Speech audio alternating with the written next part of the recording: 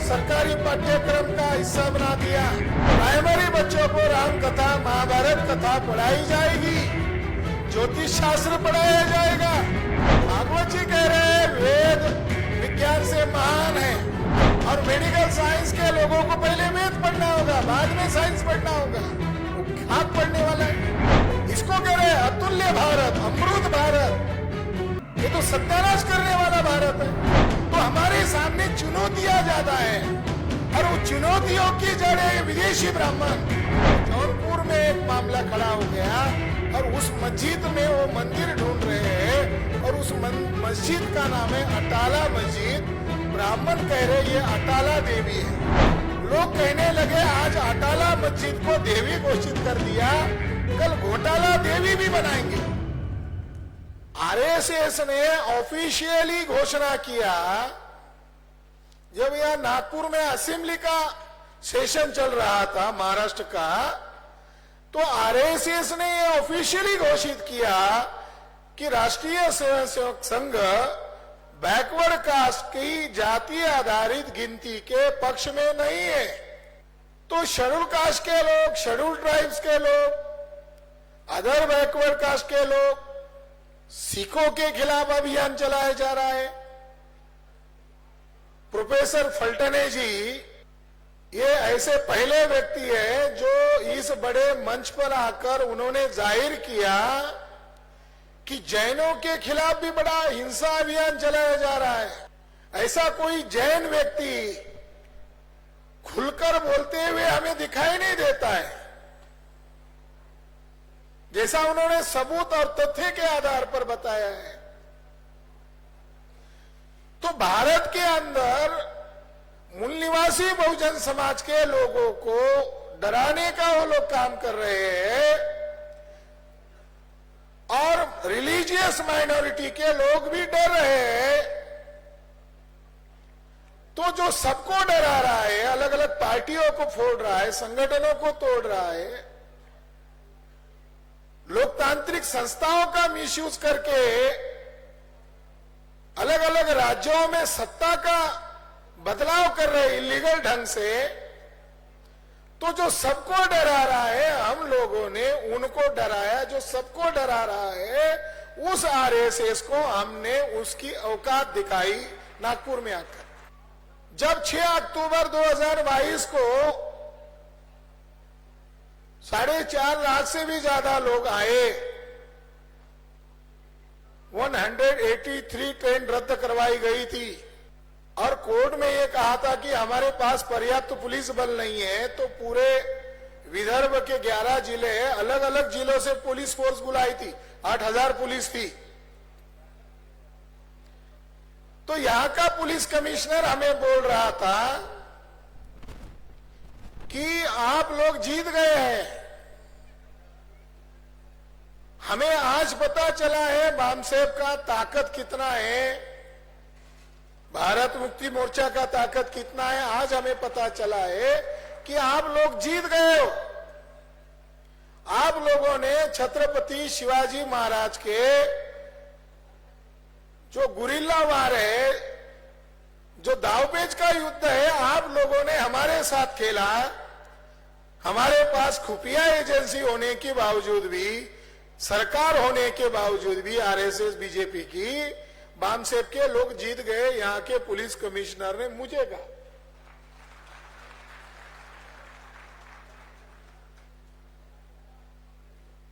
साथियों, हमें मैदान में क्यों उतरना पड़ रहा है? जब जनता के मौलिक अधिकारों के ऊपर ही अतिक्रमण किया जाएगा, भारत के नागरिकों के अधिकारों को छीना जाएगा, तो किसी ना किसी को पहल करनी होगी। तो भारत मुक्ति मोर्चा ने 6 अक्टूबर 2022 को जो पहल किया, उसका यही ये असर हुआ कि उसके बाद मोहन भागवत की बोली में बदलाव दिखाई देने पड़ा। पंडित जी ने जाति व्यवस्था बनाई, भागवत जी ने कहा। पंडित जी को प्रायश्चित करना चाहिए, भागवत जी ने कहा। किया नहीं, भागवत जी ने प्रायश्चित किया है ऐसा कोई वीडियो हमको दिखाई नहीं दिया। हमें लगा कि हम लोगों ने जब वाराणसी में कार्यक्रम आयोजित किया तो भागवत जी सप्ताह भर के लिए वाराणसी आए थे।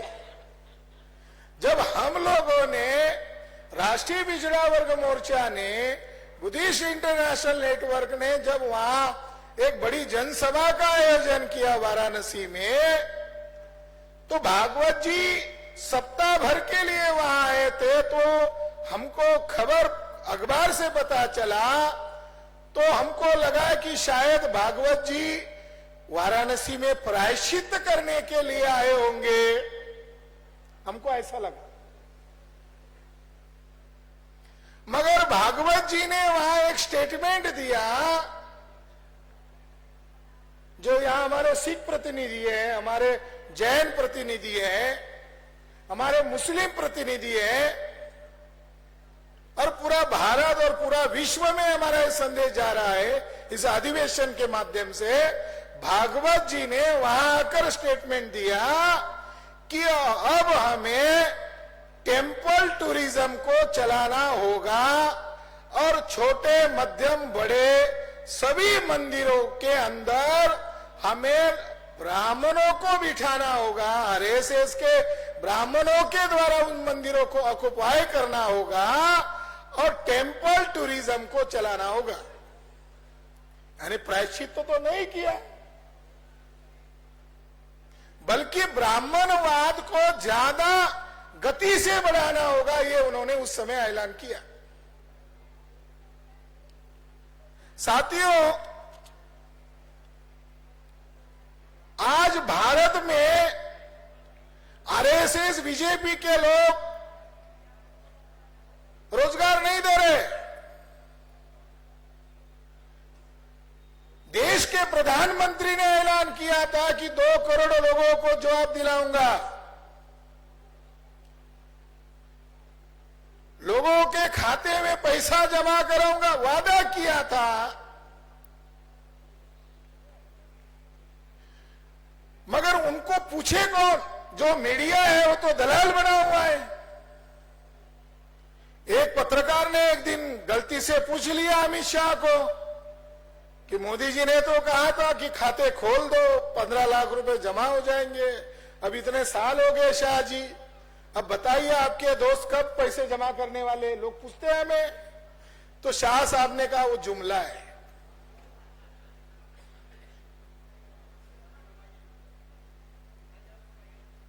हम लोगों ने राइट टू इंफॉर्मेशन एक्ट के तहत प्रधानमंत्री को जानकारी मांगा कि वो 15 लाख कब जमा करने वाले हैं। क्या इसके लिए भाजपा सरकार ने पार्लियामेंट में कोई ऐसा अप्रूव लिया है क्या? उसके लिए कोई रिजोल्यूशन लाया है क्या? तो उधर से जवाब आया कोई पैसा भेजने वाले नहीं है, ना ही उसका कोई अप्रूव लिया गया है।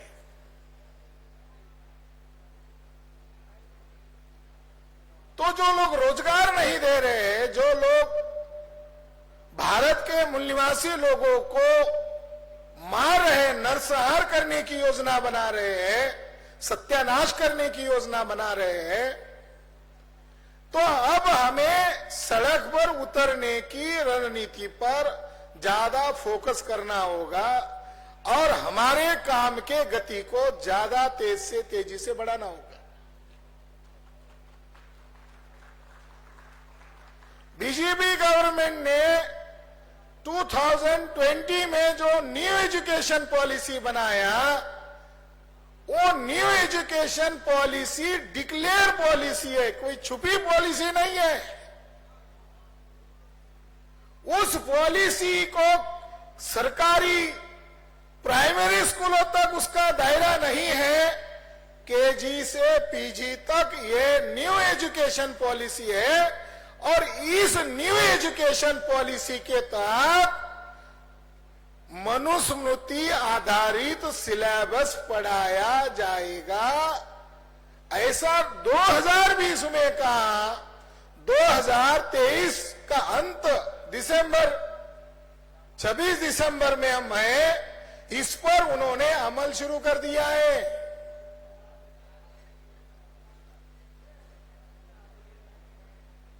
गुजरात गवर्नमेंट ने भगवत गीता को सरकारी पाठ्यक्रम का हिस्सा बना दिया। हरियाणा गवर्नमेंट ने कर दिया। मध्य प्रदेश सरकार ने सरसंघ चालक को सरकारी सिलेबस का हिस्सा बना दिया गया। प्राइमरी बच्चों को राम कथा, महाभारत कथा पढ़ाई जाएगी, ज्योतिष शास्त्र पढ़ाया जाएगा। क्या कल्याण होने वाला है? ये प्रोपेगेंडा इस एजुकेशन पॉलिसी से किया जा रहा है कि जो लेक्चरर है, जो टीचर है और जो साइंस फैकल्टी के प्रोफेसर्स लोग हैं, मेडिकल फैकल्टी के प्रोफेसर्स लोग हैं, तो भारत बहुविध भाषाओं का देश है।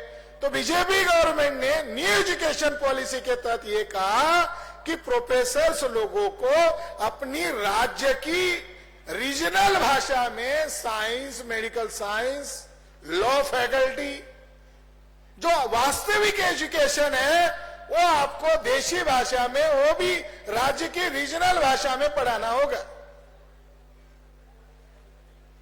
मेडिकल साइंस के प्रोफेसर्स लोग हमको प्रतिक्रिया कर रहे हैं कि हमको मेडिकल जो शब्दावलियां है वो हमारे भारत में उसका वैकल्पिक कोई शब्दावली नहीं है। जो टर्मिनोलॉजी है मेडिकल साइंस की, उसका रीजनल भाषा में कहो या हिंदी भाषा में कहो, कोई वैकल्पिक शब्द नहीं है। जितना वो टेक्निकल सब्जेक्ट है, इंजीनियर साइंस, मेडिकल साइंस, ये टेक्निकल शब्द है। जितना उसको साइंस की लैंग्वेज से हम पढ़ाते हैं, अंग्रेजी मीडियम से पढ़ाते हैं, जितना हमें उत्साह आता है, जितना हम बच्चों को कन्विंस कर पाते हैं और वो भी अंडरस्टैंड कर पाते हैं, आज हमें पढ़ने के लिए दिलचस्पी खत्म हो गई, पढ़ाने की दिलचस्पी खत्म हो गई। अगर ये new education policy higher education पर लागू होगा तो इंटरनेशनल प्लेटफॉर्म पर कौन सा भारत का student scientist research paper submit करेगा? क्योंकि उसका जो ग्लोबल लैंग्वेज है वो न्यू एजुकेशन पॉलिसी ने खत्म कर दिया। तो ग्लोबल लैंग्वेज में आपको अंग्रेजी माध्यम को चुनना पड़ेगा और अंग्रेजी माध्यम को चुनकर आपको साइंस फैकल्टी का एनी इन्वेंशन, आपके पास जो खोज है, संशोधन है, जो आपके पास दिमाग है, आप दुनिया के पटल पर जाने का माध्यम अंग्रेजी माध्यम है। मगर आरएसएस बीजेपी के लोग भारत के लोगों को दुनिया से डिस्कनेक्ट करना चाहते हैं, इसलिए उन्होंने रीजनल लैंग्वेज का आधार जोर जबरदस्ती से थोपा है, ताकि कल भारत में कोई विद्रोह होगा, जन आंदोलन होगा तो दुनिया के लोगों को ग्लोबल लैंग्वेज में बताने वाले आने वाले 5-10 साल में कोई बचे ही नहीं। अगर पढ़ाना ही पाबंदी है, 10 साल के बाद कौन बोलेगा? भागवत जी कह रहे हैं वेद विज्ञान से महान है। वेद विज्ञान से महान है और मेडिकल साइंस के लोगों को पहले वेद पढ़ना होगा, बाद में साइंस पढ़ना होगा। वो खाक पढ़ने वाला है। इसको कह रहे हैं अतुल्य भारत, अमृत भारत। ये तो सत्यानाश करने वाला भारत है। तो हमारे सामने चुनौतियां ज्यादा है और वो चुनौतियों की जड़ है विदेशी ब्राह्मण। रोजगार नहीं है, किसानों के जमीनों के ऊपर ढाका डालने वाले कानून बनाए गए। अब पार्लियामेंट गूंगी हो गई है, पार्लियामेंट में कोई विपक्ष नहीं है, मीडिया खरीदा गया है। हमें खुद अनुभव है। हम लोगों ने नरेंद्र मोदी को नोटिस भेजा कि गिर सोमनाथ के नीचे जो टेंपल है और उसकी स्टोरी बताकर अब हिंदू मुसलमान करके ही गुजरात को प्रयोगशाला बनाया। और उसके नीचे 3 मंजिला बुद्ध विहार है। ऐसा मोदी जी के द्वारा जो एक्सपर्ट कमेटी बनाई उनका रिपोर्ट है। तो हमने मोदी जी को ही नोटिस भेजा और दिल्ली में प्रेस क्लब ऑफ इंडिया में प्रेस कॉन्फ्रेंस का आयोजन किया और वह सबको न्योता दिया, ससम्मान न्योता दिया। तो हमने महसूस किया, हमको लगा आज तक होगा, एनडीटीवी होगा, जी न्यूज होगा। तो वहां पर जो सो कॉल्ड राष्ट्रीय मीडिया कहने वाले जो लोग थे, ऐसा लगा कि किसी का मौत हो गया है और वो उसमें शामिल हो गए। कोई मीडिया का कोई मालिक होगा, ब्राह्मण बनिया मीडिया मान लो, उसका कोई देहांत हो गया अचानक और उसी में चले गए, एक भी बंदा नहीं है। कितना डरता है हम सबसे, कितना डरता है हम लोगों से। विरोध करने के लिए तो दिखाओ। इसीलिए साथियों, संगठनात्मक ढांचा को हमें मजबूत करना होगा और देशव्यापी संगठन, देशव्यापी जन आंदोलन करने की दिशा में हमें आगे बढ़ना होगा। भारत में हिंदू मुसलमान के नाम पर बैकवर्ड कास्ट के लोगों को गुमराह किया जाता है और भारत की जो मुस्लिम क़यादत है, भारत की जो मुस्लिम लीडरशिप है आज वर्तमान की, वो इस गेम में शिकार हो रहे हैं। एक बड़े मौलाना थे, वो अमित शाह के साथ बैठे हुए थे। उन बदमाशों ने उनका वीडियो रिकॉर्ड कर लिया। उनका हम नाम नहीं लेना, बड़े मौलाना है, भारत के नंबर 1 के मौलाना है। उनको पूछा गया हिंदू राष्ट्र के बारे में, मौलाना साहब आपकी क्या राय है? तो उन्होंने कहा जल्दी करो, हिंदू राष्ट्र तो जल्दी होना चाहिए, हमारी राय है।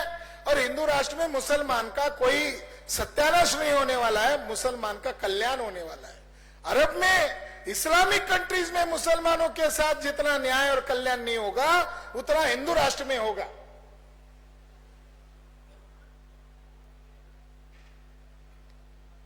तो वर्तमान में ब्राह्मण लोग, schedule caste, schedule tribe, backward caste के लोगों का वोटों के आधार पर ध्रुवीकरण करने के लिए हिंदू मुसलमान की लाइन को आगे लेकर जा रहे थे ताकि वोटों का ध्रुवीकरण किया जाए। मगर ईवीएम मशीन के बाद अब उनका पैतरा बदल गया है और वो पैतरा ये कहता है कुछ भी हो जाए हम ही आने वाले हैं। और ये लोग, भामसेब के लोग, भारत मुक्ति मोर्चा के लोग, ये जो बहुजन समाज को जागृत करने का, विरासत बचाने का, अपने भविष्य को सुधारने का जो आंदोलन कर रहे हैं, इनका जन आंदोलन सफल होने के पहले हम लोग ईवीएम जब तक है तब तक यहाँ की विरासत पर कब्जा किया जाए, इस रणनीति पर काम कर रहे हैं। अभी मैं जौनपुर गया था, जौनपुर उत्तर प्रदेश का जिला है। तो जौनपुर में एक मामला खड़ा हो गया और उस मस्जिद में वो मंदिर ढूंढ रहे हैं और उस मस्जिद का नाम है अटाला मस्जिद। ब्राह्मण कह रहे ये अटाला देवी है। अब हमें पहली बार पता चला कि अटाला नामक कोई देवी है। जब ये हमने इस बात की छानबीन की तो लोगों ने व्यंग्यात्मक कमेंट किया। लोग कहने लगे आज अटाला मस्जिद को देवी घोषित कर दिया, कल घोटाला देवी भी बनाएंगे। लोगों को समझ में आ रहा था तो सोशल मीडिया में कह रहे थे कल घोटाला देवी भी आएगी। साथियों, काशी मथुरा पर उनका केवल अब नियंत्रण स्थापित करने का मामला नहीं है। मैं खासकर कि ये जो मुस्लिम लोग अपनी समस्याओं को गिन रहे, मैं एक नई समस्या आपको बता रहा हूं। राष्ट्रीय स्तर पर कोई इसके खिलाफ या ये साजिश के खिलाफ रणनीति बनाकर दुश्मनों की साजिश को विफल करते हुए कोई मुस्लिम वर्तमान क़यादत हमें दिखाई नहीं दे रहा है। सीताराम गोयल नामक आरएसएस का थिंक टैंक है, उसने 2 वॉल्यूम्स लिस्टिंग बनाकर किया है, जिसमें उन्होंने 3600 मस्जिदों को स्क्वाट किया है और अभी वो लोग 1800 मस्जिदों में मंदिर ढूंढने का अभियान पर काम कर रहे हैं। तो एक राज्य का मामला नहीं है, उत्तर प्रदेश में 350 मस्जिदों पर आज काम कर रहे हैं, 350। तो साथियों, वो लोग जानते हैं कि इस्लाम आने के पहले यहाँ के लोग बुद्धिस्ट थे, यहाँ के लोग जैन थे, ये इनकी विरासत है। यहाँ के जिनको हमने जातियों में तोड़ा, इनकी विरासत है। नाम मुसलमान का लेंगे, कब्जा मूल निवासियों के विरासत पर करेंगे, ये साजिश वो काम कर रहे हैं। साथियों, बुद्धिस्ट लोगों का भी एक मामला हमारे सामने आया। बुद्धिस्ट लोगों की बुद्ध गया पर ब्राह्मणों का कब्जा है और वो कब्जा दिन ब दिन बढ़ते जा रहा है और वहां पर बोध गया से छटकर, बोध गया के बाउंड्री को लगकर उन्होंने एक मंदिर बनाया है, जगन्नाथ टेम्पल। और जगन्नाथ टेम्पल तो ओडिशा में है। अब बोध गया में भी जगन्नाथ कैसे आ गया? जगन्नाथ टेम्पल है तो ओडिशा में, मगर जगन्नाथ टेम्पल यहां क्यों आ गया? तो जब 1895 में गया कोर्ट में जो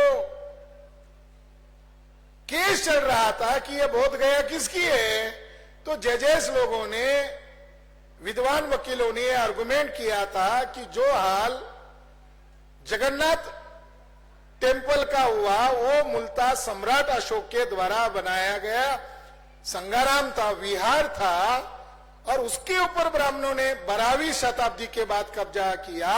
उसी तरह बोध गया पर ब्राह्मण कब्जा न करे, इसलिए इस केस को चलाना जरूरी है। तो मैं बुद्धिस्ट लोगों को यह कहना चाहता हूं कि केवल इमोशनल रहने से काम नहीं चलेगा। जैनों को भी देशव्यापी संगठन बनाना पड़ेगा, बुद्धिस्टों को भी देशव्यापी संगठन निर्माण करना पड़ेगा, मुसलमानों को भी देशव्यापी संगठन निर्माण करना पड़ेगा। भावनात्मक रहने से काम नहीं होगा। जो समस्या आपके सामने खड़ी है, उस समस्या का इलाज ढूंढने का एकमात्र तरीका है देशव्यापी संगठन का निर्माण करना होगा। जो हमारे सिख बोल रहे, जो हमारे जैन बोल रहे, जो हमारे मुस्लिम बोल रहे, जो हमारे बुद्धिस्ट बोल रहे, उनका रास्ता है। इसलिए हमने बुद्धिस्ट इंटरनेशनल नेटवर्क बनाया, इसलिए हमने राष्ट्रीय सिख मोर्चा बनाया, इसलिए हमने राष्ट्रीय जैन मोर्चा बनाया, इसलिए हमने राष्ट्रीय क्रिश्चियन मोर्चा बनाया। जब हमने राष्ट्रीय क्रिश्चियन मोर्चा बनाया तो संघ के लोगों ने रिएक्शन किया, और रिएक्शन कितना किया, ये आदिवासी लोगों के लिए एक सबूत है, एक प्रमाण है देखवाल साहब, कि जो आरएसएस के लोग ये आज कह रहे हैं कि जिन आदिवासी लोगों ने ईसाई धर्म कबूल किया, जिन आदिवासी लोगों ने इस्लाम कबूल किया, इसलिए उनको डिलीट करना चाहिए। डिलिस्टिंग के मामले में वो डिलिस्टिंग का मामला खड़ा कर रहे हैं। मोहन भागवत ने ईसाई लोगों का एक संगठन बनाया है, उस संगठन का नाम है ईसाई राष्ट्रीय मंच। बड़े गजब के हो भागवत जी, ईसाइयों को कुछ बिकाऊ किस्म के माल को अपने पास ले रहे हो और उनको, उनके कम्युनिटी को दिखा रहे हो कि हमने ईसाई राष्ट्रीय मंच बनाया, और दूसरी तरफ आदिवासियों के बीच में जा रहे हो और आदिवासियों के कान में कह रहे हो कि जो ईसाई बने हुए आप उसके खिलाफ मोर्चा खोलो। तो कितना बेवकूफ बना रहे हैं। एक तरफ आप ईसाई का संगठन भी बनाते हो नाटक के लिए, और दूसरी तरफ उनके खिलाफ एक मोर्चा भी खोलते हो दिखावे के लिए। मुसलमानों का ऑर्गेनाइजेशन बनाया मुस्लिम राष्ट्रीय मंच, ये आरएसएस का ऑर्गेनाइजेशन है, और उसके हेड को बनाया इंद्रेश कुमार, आरएसएस के सेंट्रल बॉडी का मेंबर, और वो आतंकवादी है।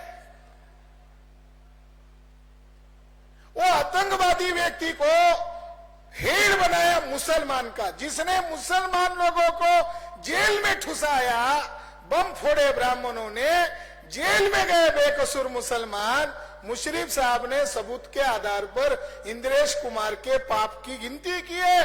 बम फोड़े इन्होंने और जेल में गए मुसलमान, और शो करने के लिए इंद्रेश कुमार को ही अध्यक्ष बनाया। कितना गजब का मामला है। अरे मुसलमान का संगठन बनाया, मुसलमान का अध्यक्ष बनाया उसको। पिछले हफ्ते उसने वक्तव्य दिया कि काशी मथुरा का समाधान इसी में है कि मुसलमान आरएसएस हम लोगों से समझौता कर ले और हमको दे दे। संगठन किसका? मुसलमान का। काम किसका? इसलिए साथियों कि जो रिलीजियस कम्युनिटीज है, उन लोगों को भी हम लोग ऑर्गेनाइज करने में सफल हो रहे हैं। राष्ट्रीय मुस्लिम मोर्चा, राष्ट्रीय संगठन बनाने में हम लोग कामयाब हो गए। कई राज्यों में हमारा संगठन विस्तार पूर्वक फैल गया है। बुद्धिस्ट इंटरनेशनल नेटवर्क अब भारत में तो इस्टेब्लिश हो रहा है, नेपाल में भी इस्टेब्लिश हो रहा है, वहां भी हमारा नेटवर्क खड़ा हो रहा है। और नेटवर्क बढ़ाने के दृष्टिकोण से हम नेपाल के साथ दोस्ती बना रहे हैं, तो नेपाल के लोग अभी हमारे साथ जुड़ गए। वो हम लोगों को वहां न्योता देने वाले, आप भी आप वहां हो, जैसे हम यहां हैं आप भी वहां हो। बुद्धा का वहां बर्थ हुआ है जिस जगह पर, वहां बुद्धा, सिद्धार्थ बुद्धा छोटे बच्चे के तौर पर उंगली आकाश की तरफ खड़े किए हुए ऐसा स्टैच्यू है लुम्बिनी में। राम मंदिर बनाने के लिए बीजेपी गवर्नमेंट के लोगों ने कहां से पत्थर लाए? चट्टान को काटकर कहां से पत्थर लाए? वो पत्थर नेपाल से लाए। ऐसा शो किया गया कि हमने नेपाल से लाया है। साथियों, वो जो पत्थर उन्होंने वहां से लाया, क्या शो करना चाहते हैं? आरएसएस और बीजेपी के लोग ग्लोबल लेवल पर बुद्धा और अशोका की आइडेंटिटी को जानबूझकर हाइड करना चाहते, दबाना चाहते।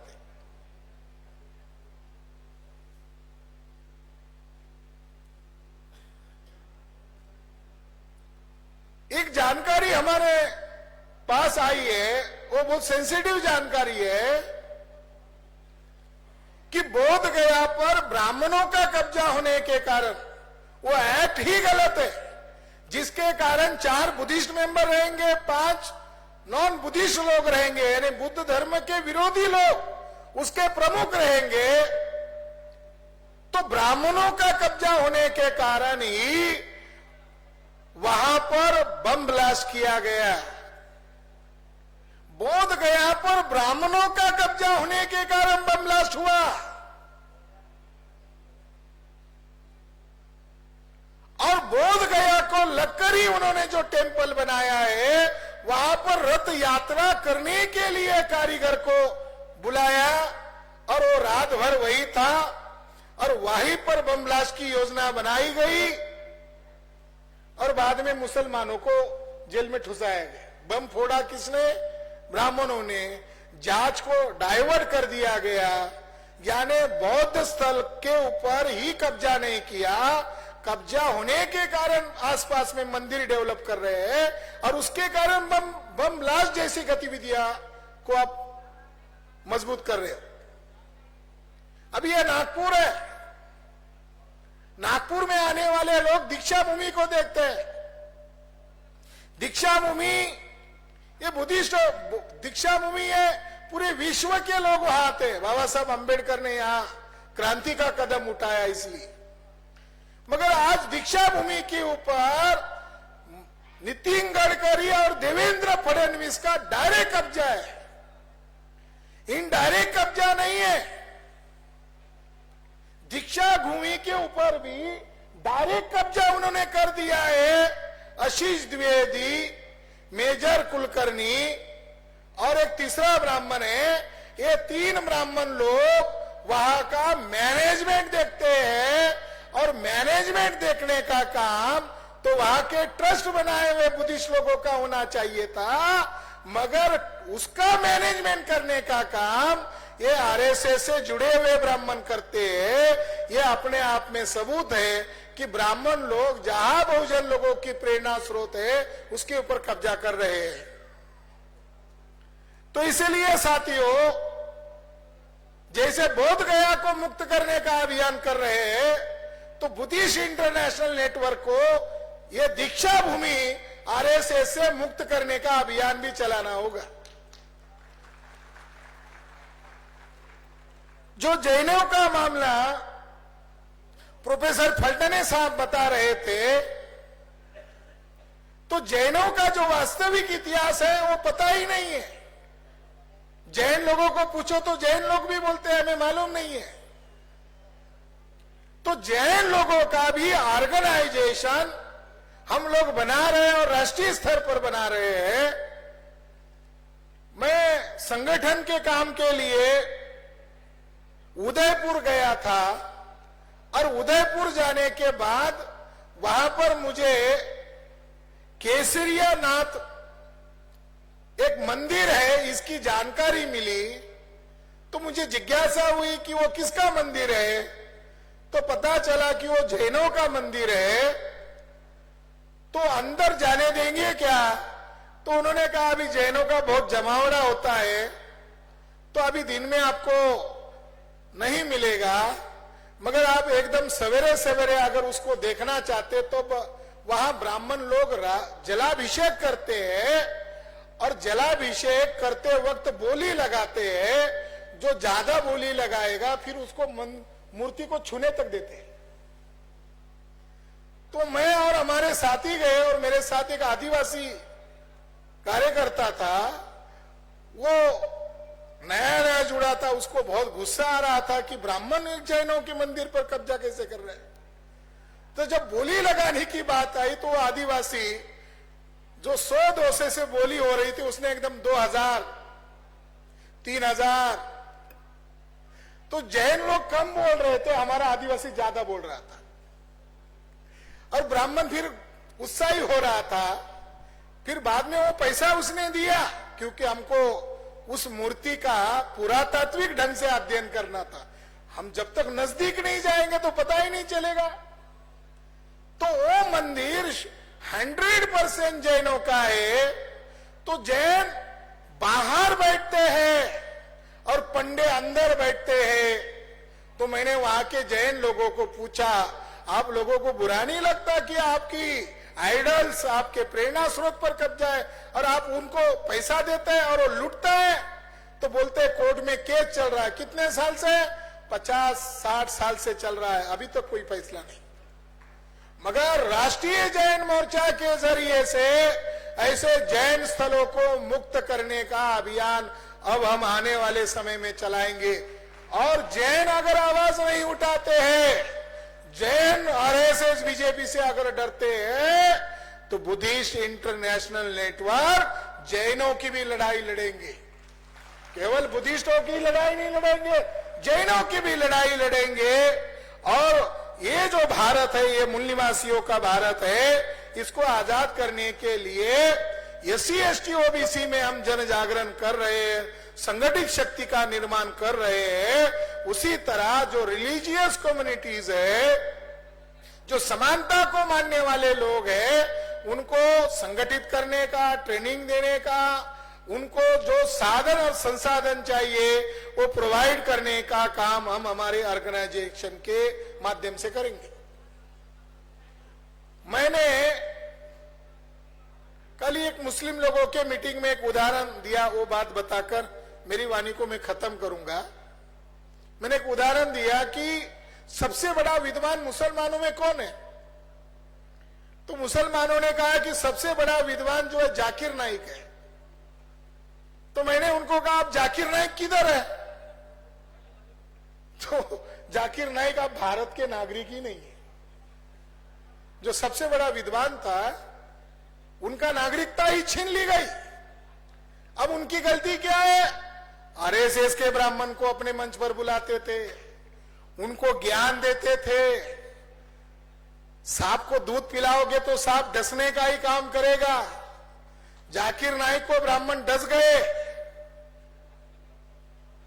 और जाकिर नाइक ने एक दिन एक शंकराचार्य को अपने मंच पर बुलाया और शंकराचार्य ज्यादा नहीं 10 मिनट बोले। 10 मिनट में उसने कुरान की तारीफ कर दी, अल्लाह की तारीफ कर दी, नबी की तारीफ कर दी।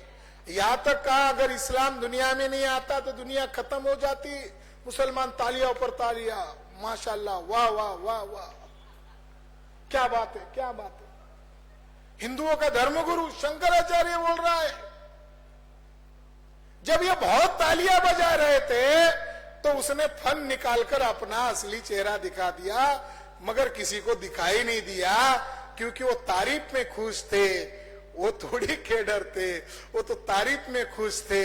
उसने आखिर में एक जहरी स्टेटमेंट दे दिया, जो कुछ कुरान में अच्छा है वो सारा हमारे वेद से लिया हुआ है। ये बोला शंकराचार्य, यूट्यूब पर है। और सबसे बड़ा विद्वान जाकिर नाइक साहब वहां बैठे हुए हैं। तो आरएसएस और बीजेपी के लोग और ये जो पंडित लोग हैं, इनसे अगर लड़ना है तो हमें हमारे पैर को मजबूत करना होगा और उनके साथ हमें डिस्टेंस मेंटेन करना होगा। उनकी विचारधारा गैर बराबरी की है, हमारी विचारधारा इंसानियत की है। जहर को साथ में नहीं लिया जा सकता, इसलिए हमें सतर्क रहना होगा, ऑर्गेनाइज वे में हमें लड़ाई लड़ना होगा। तो आने वाले समय में मास एजिटेशन के जन आंदोलन की तैयारी में हमें आगे चलना है। देश का दुश्मनों ने सत्यानाश कर दिया है। अब लोगों की उम्मीद, लोगों की आशा आप लोगों के ऊपर ही टिकी हुई है। आप ही लोगों को आजाद करा सकते हैं, आप ही उनको इस गुलामी से मुक्त कर सकते हैं। ये केवल भारत के लोगों की नहीं, नेपाल के लोगों की भी आप लोगों के ऊपर उम्मीद और आशा टिकी हुई है। जब मैं नेपाल में गया तो मुझे लोगों को बुलाने की जरूरत नहीं पड़ी, लोग मेरा वहां राह देख रहे थे।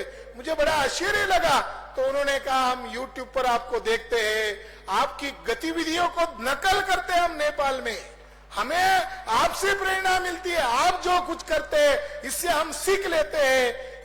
इसी तरह से केवल भारत ही नहीं बल्कि दुनिया के लोगों के साथ हमें कोलैबोरेशन करना होगा और आजादी हासिल करने के लिए जो भी कीमत चुकानी है हम कीमत चुकाने के लिए तैयार है। धन्यवाद।